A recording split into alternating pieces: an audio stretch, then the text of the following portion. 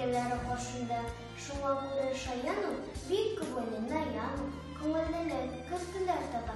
Әллә каян Мәхмүд көн, ул сирәк, андый балалар сирәк, һәрбер әйберне сорый. Бу ни нәрсә? Ни кирәк? Сабит сорый җентекләр, һәр нәрсәне бөртекләп. Әти белән әнисе җавап бирә бик ипләп. Сабит әткәсен күреп, әйтә идесен, әти, миңа әле бик кайчан кайтасың? Мин укырга өйрәт, миңа укырга кирәк. Үзем укыйм китап, үзем сөйлим һәм көйләм. Атасы хайран булды, китапчыга йөгерде. Бүлә баклы әлифба алып кайтты ул безне. Бер адым йөгергәнгә, өйрәтә ул Сәбиткә.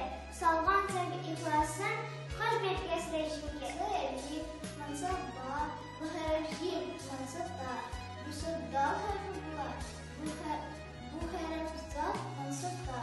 Салган Сәбит муенны, ылккан муенны, ташы укый бүләкне, белмәйкәнне һәргә ялган китапны тапты Сәбит бик татты.